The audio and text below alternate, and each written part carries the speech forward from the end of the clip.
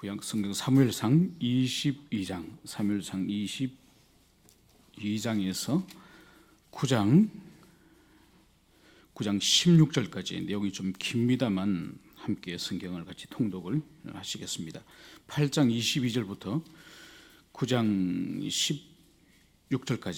16절까지 우리 함께 읽겠습니다. 8장 22절부터 천천히 같이 읽습니다. 시작.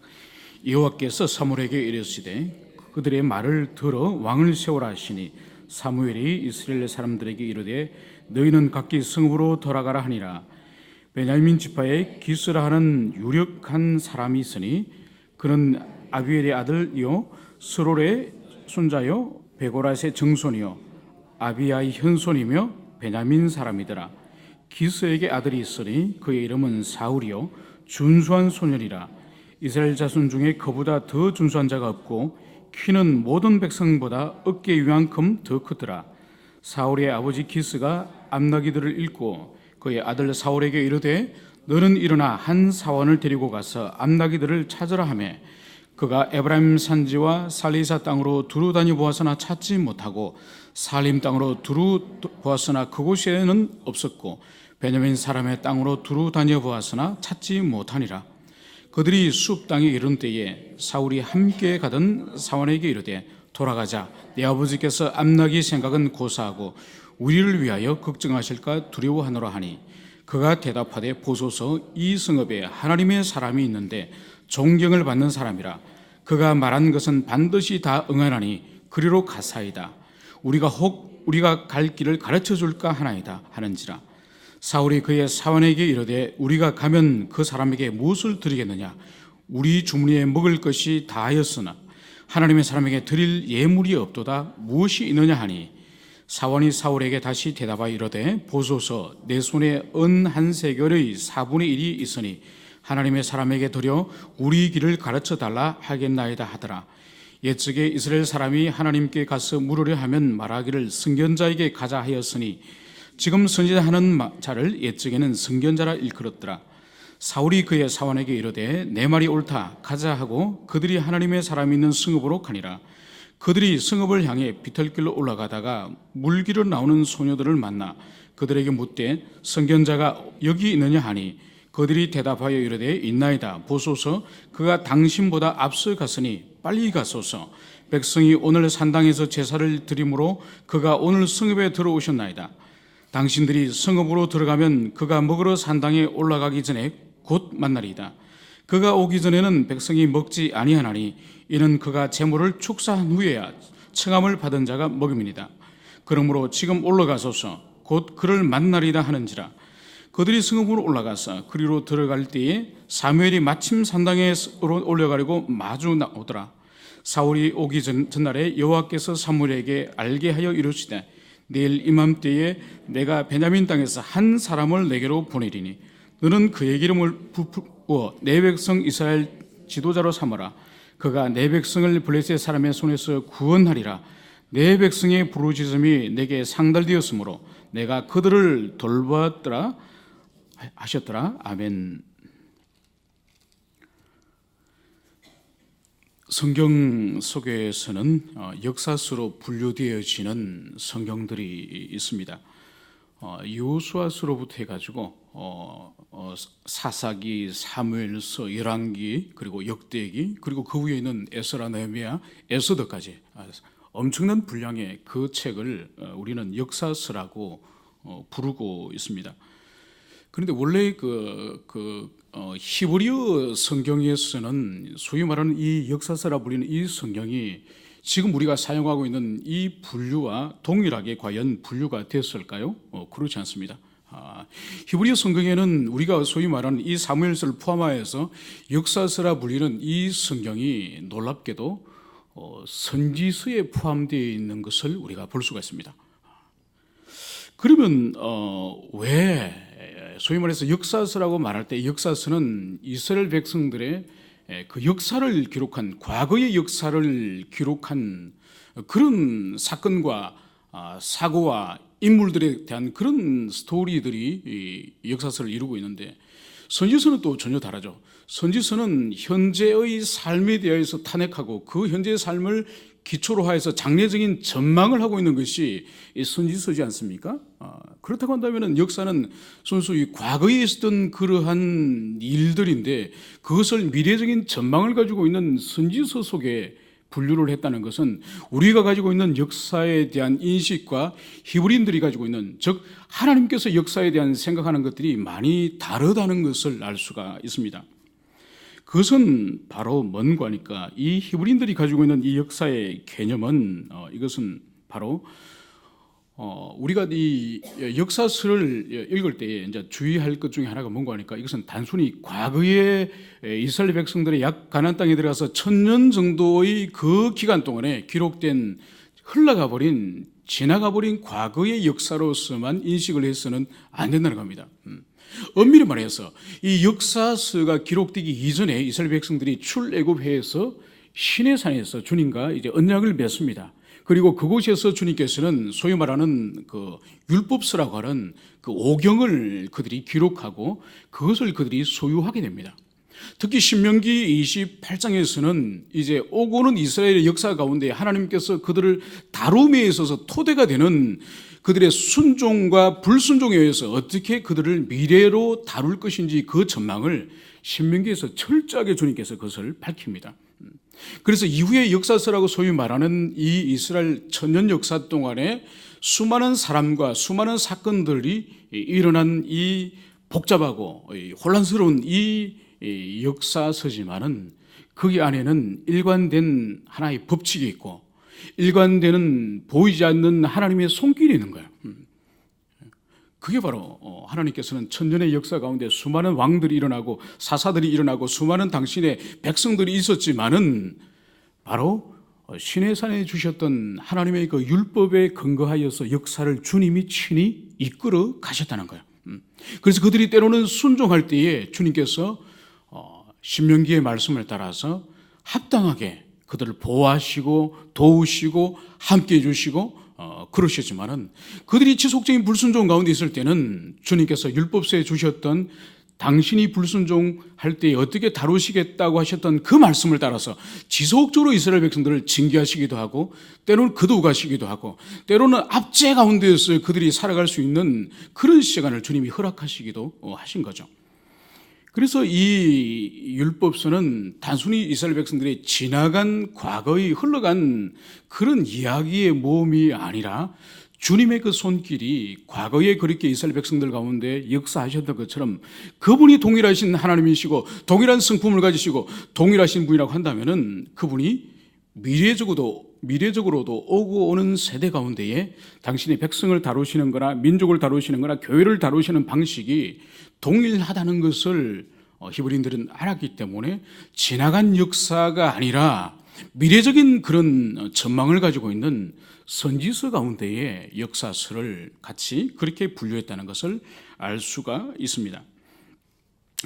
오늘 저희들이 살펴볼 이 말씀은 우리가 지난주에 마지막으로 살펴봤던 이 8장 22절, 그러니까 주님께서 백성들의 그 간구를 다 들으시고 그들이 패역한 심령을 가지고 하나님의 왕 되심을 거부하고 열방들처럼 눈에 보이는 가시적인 그런 세상 왕과 같은 그런 왕을 구하였다는 것을 살펴봤습니다. 그 말씀을 주님은 다 이제 들으시고 사무엘에게 이제 왕을 세우기를 허락을 하신 거죠. 그 말씀이 오늘 22절에서 이어지고 있습니다. 오늘 9장은 바로 주님께서 왕 세우심을 허락한 이후에 이제 빠른 속도로 전혀 다른 장면이 이제 9장에서부터 전개가 되고 있습니다. 그것이 바로 뭔가 하니까 오늘 9장에서는 한 집안의 한 지파의 한 사람을 소개하고 있습니다. 바로 베냐민 지파의 기스라는 이 사람을 소개하는 것이죠. 이 사람은 유력한 사람이라고 말씀을 기록을 하고 있습니다. 유력하다는 이 표현은 성경 가운데 여러 번 사용되어지는데 이것은 두 가지 의미로 보통 성경에서는 사용합니다. 유력하다는 의미는 많은 물질을 가지고 있는 부유한 부자라는 그런 의미를 가지고 있고, 또 하나는 다른 사람에게 영향력을 행사할 수 있는 그런 힘을 가지고 있는 그런 사람이라는 거죠. 바로 베냐민 지파의 기스라고 한 이 사람은 지파 가운데에서 힘이 있고 또 물질을 많이 소유하고 있는 그런 부유한 사람이었음이 분명합니다. 2절에 가서는 이제 그 기스에게 있는 한 아들을 소개하고 있습니다. 그 아들의 이름을 성경은 사울이라고 이제 설명을 하면서 그 아들의 특징을 여기서 말씀을 기록하고 있으니 그가 바로 준수한 소년이었더라. 그 한 구절 안에 그보다 더 준수한 자가 없었고 준수하다는 말을 2번씩이나 반복을 하고 있습니다. 준수하다는 말은 우리말로서는 뭐 탁월하다는 그런 의미겠죠. 그런데 히브리어는 이 토브를 쓰고 있습니다. 우리가 잘 알고 있는 토브. 그래서 이거 토브 이거는 단순히 여기서 준수하다는 그 의미를 2절에서는 특히 외모를 지금 주목하고 있습니다. 키가 다른 사람 어깨 위에 있을 정도로 더 큰 정도의 탁월한 외모를 말하고 있지만은 이 토브는 단순히 외모만을 지칭하지는 않습니다. 그래서 바로 내면의 인격적인 면에서도 아름답다는, 그래서 인격에 있어서도 겸손하고 그 아름다운 인격을 가졌다는 그 의미를 이 토브 안에는 같이 가지고 있다고 볼 수 있습니다. 그러니까 이 사울 이 청년은 외모가 탁월할 뿐만 아니라 내면의 성품 또한 겸손한 사람이었고 그의 아버지 기스는 매우 재물이 많고 지파 안에 힘을 가지고 있는 그런 사람이었음을 그것을 보여주고 있는 것이죠. 그런데 오늘 이 집안에 사울의 아버지가 암나귀를 잃었다고 말씀을 하고 있습니다. 그러니까 나귀는 그 당시에 평범한 짐승이 아니에요. 값싼 그런 양과 같은 그런 짐승이 아닙니다. 나귀는 실제로 솔로몬이나 다윗 같은 경우에도 왕위로 등극할 때에 말을 타지 않고 나귀를 탑니다. 그러니까 나귀는 매우 귀중한 그런 짐승이죠. 그런데 나귀도 한 마리가 아니라 여러 마리의 나귀를 잃었다고 할 때에 그가 유력한 자임을, 기스 집안의 유력한 자임을 그대로 보여주고 있는 것입니다. 이제 아버지는 이 암나귀를 찾도록 이제 사울에게 이제 그의 사환과 함께 떠나도록 하는 것을 볼 수가 있습니다. 오늘 이 이야기는 바로 하나님께서 새로운 시대에 사사 시대가 이제는 종결되어지면서 새로운 왕을 세우는 새로운 시대에 매우 지극히 일상적이고 평범한 이야기로 그 사건이 풀려감을 그것을 오늘 여기서 보여주고 있습니다. 가축을 잃어버렸으니 가축을 아들에게 가서 찾아오라고 하는, 그래서 그 아들은 아버지의 뜻을 따라서 당연히 가축을 찾아러 나서는 이 일을 통해서 주님께서 오늘 어떤 일을 행하시는지를 살펴보도록 하겠습니다. 그러니까 우리에게 있어서도 사실은 일상적이고 매우 사소한 일로 보이지만은 엄밀히 말해서 사소한 일은 이 세상에 없는 거죠. 모두 다 의미가 있는 일이고 의미가 있는 삶이고 의미가 있는 만남이고 모두 다 의미가 있는 것이죠. 단지 우리가 그 의미의 깊이와 그 의미의 뜻을 잘 모르기 때문에 이것은 사소한 일이고 이거는 가벼운 일이고 이런 일은 별로 중요한 일이고 또 이런 일은 중요하고 이런 일은 매우 신경을 써야 되고 그렇게 우리가 판단을 하지만은, 그러나 주님의 일하심에 있어서는 매우 일상적이고 사소한 그 일을 통해서 주님께서 일을 시작하시는 것을 볼 수가 있는 것이죠. 예컨대 다윗 같은 경우도 마찬가지죠. 다윗이 아버지가 형들이 전쟁터에 나가 있는 거기에 음식을 준비해 가지고 형들이 잘 있는지 아버지가 보낸 거죠. 그 전쟁터에 형들이 잘 있는지 보고 와서 아버지에게 그것을 보고하려고 나간 그 자리가 골리앗을 쳐 죽이는 자리요, 이스라엘 백성을 구원하는 자리요, 거기서 하나님께서 다윗을 장차 왕으로 삼으시려고 한 바로 그 현장이 매우 일상적인 그런 일 가운데에서 그 일이 시작되었음을, 그것을 우리가 알 수가 있습니다. 오늘 이 사울은 아버지 말에 순종하여서 나귀를 찾기 위해서 동분서주하였음을 성경은 그것을 말씀을 하고 있습니다. 에브라임 산지며 살리사 땅이며 살림 땅이며 베냐민 사람들의 땅을 두루 다녔지만은 나귀를 찾지 못하였다고 성경은 그것을 말하고 있습니다. 이 내 땅은 매우 방대한 땅이에요. 그러니까 베냐민 지파의 거의 그 모든 땅을 다 뒤졌다고 볼 수 있는 거죠. 그러니까 그것도 짐승 몇 마리를 찾기 위해서 온 땅을 다 뒤졌는데 결국은 찾지를 못한 것입니다. 바로 이때 사울은 돌아갈 것을 사환에게 촉구하는 거죠. 짐승은커녕 오히려 아버지가 우리를 걱정할 줄 모른다. 어서 집으로 돌아가자. 이 이야기를 하는 거죠. 그러나 사울의 사환은 지혜로웠습니다. 바로 이 성읍에 하나님의 사람이 있습니다. 그래서 그 하나님의 사람에게 가서 우리가 어떻게 해야 될지, 짐승을 어떻게 찾아야 될지 하나님의 사람에게 물어봅시다. 이렇게 제안을 합니다. 이런 것이 사실 우리 인생에 필요하죠. 여기서는 이 사울이 하나님의 사람에게 물어보지만은 오늘날 우리 같은 경우에는 분명히 인생의 문제에 있어서 자신의 지혜나 자신의 신앙과 자신의 경험으로 해결할 수 없는 그런 문제들이 우리들에게 있습니다.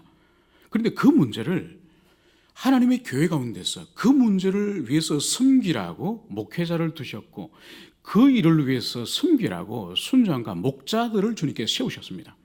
가장 미련한 사람 중에 한 사람이 뭔가 하니까 자기 인생에 닥쳐온 그 모든 고난과 환난과 시련의 문제를 그 목자와 그 영적인 지도자들에게 묻지 않고 온몸으로 그것을 당하고 있는 사람들이 가끔 있습니다.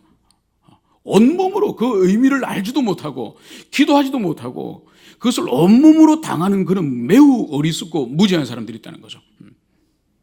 오늘 이 사환의 지혜처럼 자기 인생에 닥쳐 있는 문제와 이 고난의 문제를 자기 스스로 의미를 알 수 없고 해석할 수 없으면은 주님의 교회에 세우신 목자들을 통해서 그것을 주님께서 답을 하시고 말씀을 주실 수가 있다는 것을 우리는 기억을 해야 될 것입니다. 오늘 여기서 나귀를 쫓지 못하고 헤매고 있는 이 사울의 발길을 바로 하나님의 사람 사무엘을 만나기를 위한 발길로 인도하고 있음을 그것을 볼 수 있습니다. 이것은 우리들에게 또 하나의 통찰을 주는데 바로 뭔가 하니까 우리 나름대로 인생의 목표를 정하고 우리 나름대로 인생의 계획을 하고 있는 그 일들이 때로는 실패할 때에 그 실패의 길이 바로 주님을 만나고 주님 가까이에 지금 접근하고 있다는 그런 증거라는 거죠.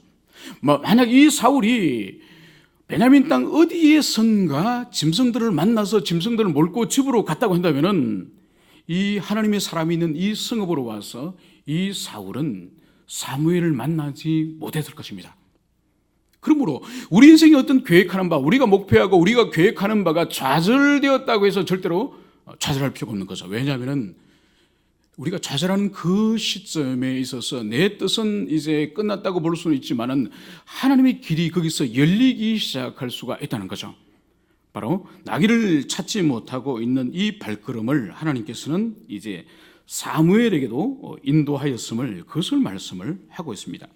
이제 사무엘이 살고 있는 그 성읍으로 올라가다가 그 산비탈 길에서 물기르러 나온 소녀들을 만나서 이 성읍에 하나님의 사람이 있습니까? 이 질문에 매우 친절하고 상세한 그 정보를 받게 되는 것입니다. 매우 우연적으로 길에서 만난 물길로 가는 그런 소녀들인데 바로 그 소녀들을 통해서 매우 상세한 사무엘을 오늘 어떻게 만날 수 있는지, 어떻게 그와 교제할 수 있는지, 그에게 어떻게 물을 수 있는지, 그것을 이런 우연적인 만남, 우연적인 사건을 통하여서 하나님께서 길을 열어가고 있는 그것을 오늘 여기서 볼 수가 있습니다. 오늘 14절에서는 드디어 사울과 사무엘이 드디어 마주쳤음을 그것을 오늘 여기서 보여주고 있습니다. 그런데 이르기 전에 바로 하루 전에 바로 사무엘에게 하나님께서 미리 찾아오셔서 말씀을 하셨습니다. 그것이 바로 뭔가 하니까 내가 베냐민 땅에서 한 사람을 내게 보내리니, 바로 내일 이맘때쯤 내가 베냐민 사람 중에 한 사람을 내게 보내리니, 우리가 여기서 주목해 볼 것은 다른 것이 아니라 내가 보낸다는 거예요. 내가 보낸다는 거예요.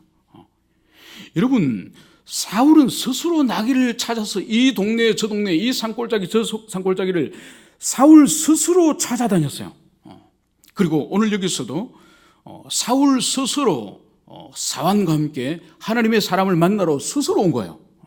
그럼에도 불구하고 하나님께서는 사무엘에게 하나님 내가 보내겠다고 말씀하는 거예요. 내가 보내겠다고 말씀하는 거죠. 여기서 하나님의 일하심을 또 볼 수가 있는 거죠. 우리 인간의 자유로운 의지를 따라서 스스로 무엇을 선택하고 무엇을 행하든지 간에 하나님의 일하심은 우리의 의지를 꺾지 않으시고도 하나님의 일을 이루어 스스로 이루어 가신다는 그것을 여기서 보여주고 있는 것이죠. 결코 우리 인생에서 우연적으로 일어나는 것은 없으며 또 의지를 따라서 그 일을 행한다 할지라도 우리가 그것을 의식을 하고 있든지 의식을 하고 있지 않든지 간에 우리 인생의 모든 그 길들은 한 방향을 향하여 가고 있으니 그것이 바로 하나님의 뜻을 이루는 방향으로 우리 인생의 길이 흘러가고 있다는 것입니다. 때로는 우연적으로 어떤 일들이 계속적으로 일어나는 것 같고 때로는 내가 의지를 가지고 선택하여서 그 길을 가지만은 때로는 그 길이 또 실패하고 그 길 가운데서 절망을 경험하지만은 이 모든 일들을 하나님께서는 수렴하셔서 바로 당신의 뜻을 이루어가고 있음을 여기서 그것을 오늘 여기서 보여주고 있습니다. 이제 오늘 주님께서는 16절에서 사무엘에게 이렇게 말씀을 하셨습니다. 그 사람에게 기름을 부어 이스라엘의 지도자로 삼아라고 말씀합니다. 오늘 우리가 이 부분만 마지막으로 살펴보겠습니다. 오늘 주님께서는 기름을 부어서 그 사람을 왕으로 삼아라 말씀하지 않으세요. 분명히 이스라엘 백성들에게 하나님께서는 왕을 세우라 그러셨고 그들도 왕을 달라 말씀하셨는데 오늘 여기서는 왕으로 삼아라 말씀하지 않으시고 지도자로 삼아라고 그것을 말씀을 하고 있다는 거예요. 왕 멜렉이라고 부르죠. 멜렉, 아비멜렉, 다 멜렉인 왕이라는 그런 뜻이지 않습니까? 멜렉이 아니라 나기드로 삼아라는 나기드. 이 나기드라고 하는 이 그 히브리어는 나가드라고 하는 이 동사에서 유래된 건데 바로 눈에 잘 뜨이다. 눈에 아주 잘 뜨이다는 그 뜻에서부터 지도자가 나온 거예요. 그러니까 지도자는 다른 모든 사람들 가운데에 눈에 드러나는 그런 존재지 않습니까? 그죠? 오늘 이 사울을 왕이 아니라 이 나기드, 눈에 잘 다른 사람들이 띄어지는 이 지도자로 삼으라는 거죠. 여기에는 본질적인 의미가 무엇이 있는 거 하니까 어떤 통치하거나 다스리는 그런 일보다 더 중요한 것은 바로 많은 대중들과 공동체 가운데에 하나님의 말씀에 더 순종하고 더 온전해지는 존재적인 의미를 바로 이 나기드에는 가지고 있는 거예요. 그래서 지도자의 순종과 지도자의 온전한 인격과 삶을 통하여서 바로 수많은 따르는 양과 공동체 무리들에게 본이 보여야 될 그것을 오늘 하나님께서는 이 이스라엘 첫 번째 왕을 멜렉 왕으로 세우라 말씀하지 않으시고 나기드로 세우라 이 말씀을 하고 있는 거예요. 이것은 우리에게 오늘날도 시사하는 바가 매우 크죠. 우리가 존재의 울림에 대해서 지금 우리가 함께 모든 성도들이 공부를 하고 있습니다. 그러니까 평범한 공동체 평범한 사람들은 사실 존재의 울림에 있어서 어떻게 보면은 많은 구속력을 가지지 않을 수도 있습니다. 오늘 여기서 나기드적인 삶을 지도자가 살지 않을 경우에 이것은 매우 어려움을 줄 수 있는 거죠.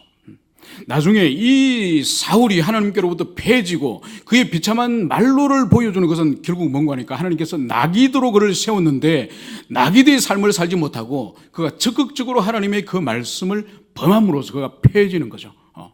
그러므로 여기 계시는 분은 대부분 순장이거나 교육자거나 목자의 그런 사명을 교회에서 감당하고 있습니다. 오늘 이 말씀을 만약 우리가 받는다고 한다면 우리가 순종에 있어서나 성결에 있어서나 우리의 가르침과 우리의 행함에 있어서 그 괴리가 아니라 일치함에 있어서는 바로 다른 사람에게 도드라지도록 드러나는 존재이기 때문에 나기드적인 삶을 우리가 오늘도 살아야 할 것입니다. 함께 기도합시다.